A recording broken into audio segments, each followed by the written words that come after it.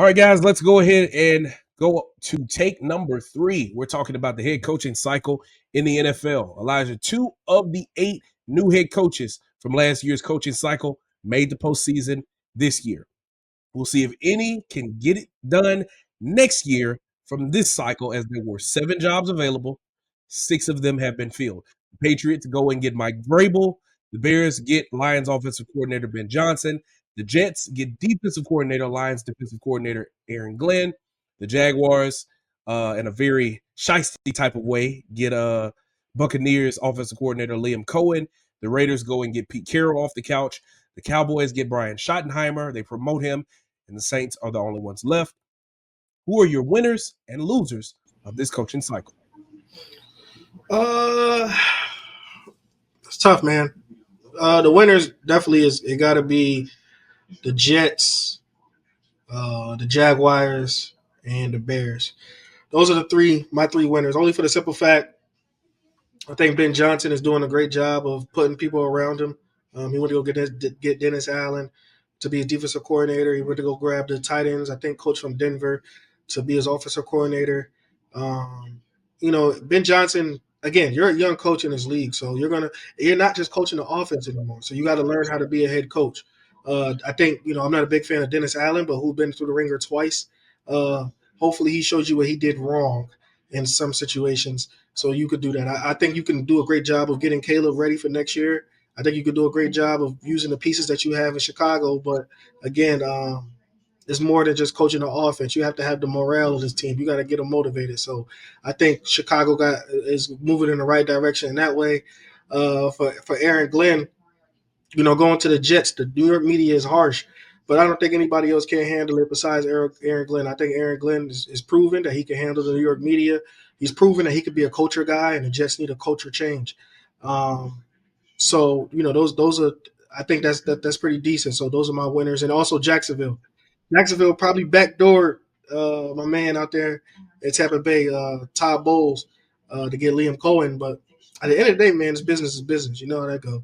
So him getting his opportunity to be a head coach in the league and showing that he could do something with Trevor Lawrence and Brian Thomas and those guys, and after he did something with Baker Mayfield, he won his shot. And that's all it is. He just won his shot. So I think they're winners. Now the loser is the Cowboys. Yet again, they prove time and time again that stupidity is their brand. There is nothing that they can't do that makes me happy, that makes me say, that makes me say, that's great. There's nothing that they do. From Jerry Jones saying whatever he wants to say, to basically now him going to get Schottenheimer. Shotty was a good coach when he was with the Jets and he had Mark Sanchez and those boys. And last year, the offense on the Cowboys didn't jump off the wall. You just promoted somebody who ran the offense with Mike McCarthy, who didn't call the plays. Mike McCarthy did. And you went to go grab somebody that, not going to be much different in 2025. You fired Mike McCarthy for what reason? For the reason you thought you was going to do what?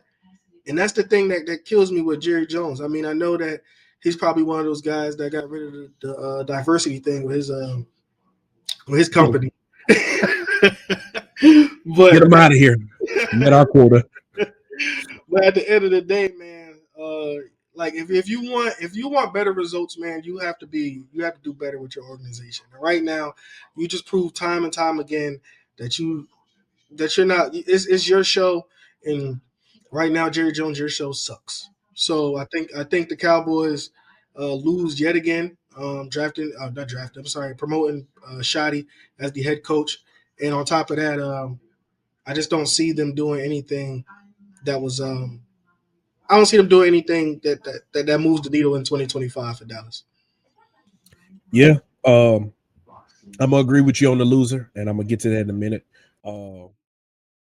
One of the winners that I like is the Raiders. Obviously, I wish AP would have gotten a better shot at the head coaching opportunity that he was given, only getting one season there in Vegas. But you go and you get a proven winner. Now you go and get him off the couch, which he's probably not your long-term answer because the man is 70 something years old. So his days are numbered, not only in coaching but in life. Come on.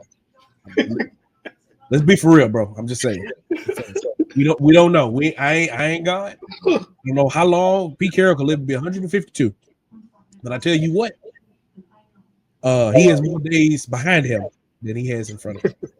But when you look at the AFC West, Andy Reid, who's going to the Super Bowl again, Jim Harbaugh, who went to the national championship, Sean Payton, who's won a Super Bowl, and Pete Carroll now have combined 20 conference championship appearances and 9 Super Bowl appearances. You go and get a proven winner right out the gate. This ain't no young whippersnapper. This ain't no old time coordinator that this is his first job. This is somebody that has won at every level. He won at USC.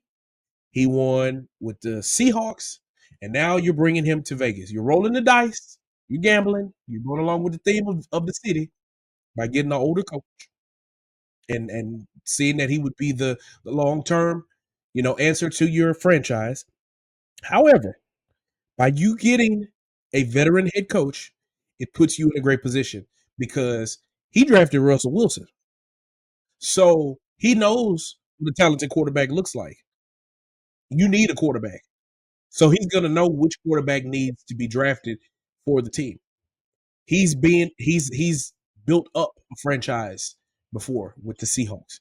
He was the architect, not the play caller, but the head man behind the Legion of Boom, a named defense. You know how good you got to be a named defense? The Purple People Eaters and all that stuff like that.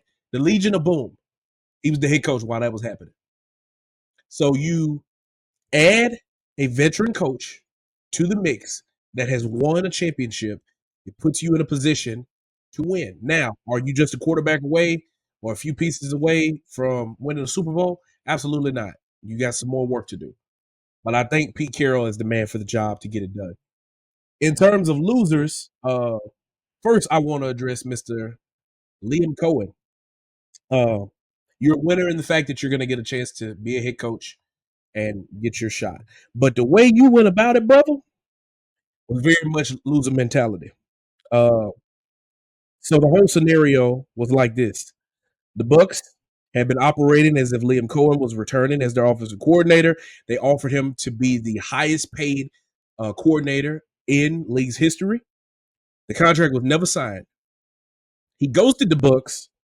He spent the day in Jacksonville meeting to become the next head coach. And when Todd Bowles finally got him on the phone, he told him that he had been in the doctor's office with his sick child. Now, whether his kid was sick or not, that's neither here nor there. But in the great words of Tony Braxton, brother, just be a man about it. Brother, I want this job. And of course, the whole situation with the general manager, the Jaguars, he was considering the job. He didn't want to be with their general manager, so they got rid of him. And then he reconsidered and went with the job. That's cool. But tell him, hey, y'all, I appreciate you for putting the money on the table for me and trying to make me the highest paid coordinator. I'm finna go and take this job over here. I appreciate y'all. Be a man about it, bro. So to me, that's some loser mentality. He not a loser, but that's some loser mentality stuff. And then for the overall coaching search, obviously, Brian Schottenheimer was the offensive coordinator on the staff already. But Jerry Jones has a loser's mentality as well. Because, brother, you didn't even have to interview nobody for this. You could announce right after Mike McCarthy left, you could have said Brian Schottenheimer is the head coach of the Dallas Cowboys.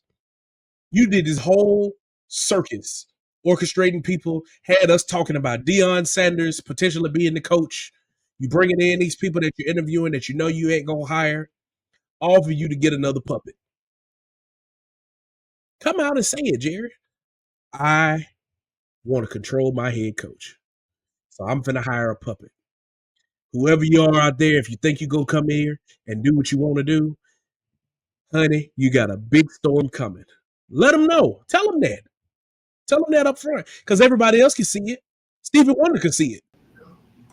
We know what you about. You want all the glory. You want all the fame. You want all the credit, all up in the videos. Like, bro, he is the only owner that has a press conference before the real press conference. Media scrum this old owner after games are over. Bro, I'm so glad I'm not working in Dallas because I refuse to do it. No. Tired of talking to this man. Because he ain't doing nothing but spewing a bunch of foolishness. He sounds stupid. And ain't won a Super Bowl in 30-something years. Last time that man won something, I think he was 50-something. Now he in his 80s. His day's number 2. So he needs to have some common sense and make a better decision other than this one. Congratulations to Brian Schottenheimer. You know, I hope he does have success. But in terms of how this was handled, bro, that's some loser mentality. So the Cowboys get their head coach. The Raiders hire Pete Carroll. The Jaguars, in a shiesty situation, get Liam Cohen. Jets get Aaron Glenn, their former first-round pick. Ben Johnson goes to the Bears. And the Patriots get their old former linebacker in Mike Vrabel. Thank you so much for watching this clip of the Fitz Take podcast. Be sure to like this video and also subscribe to the YouTube channel. And also follow me and Elijah on our social media platforms. They will be linked down in the description. And remember, every episode of the Fitz Take podcast will air right here on the YouTube channel every Monday at 2 p.m. Thank you so much for watching, and we'll see you next time.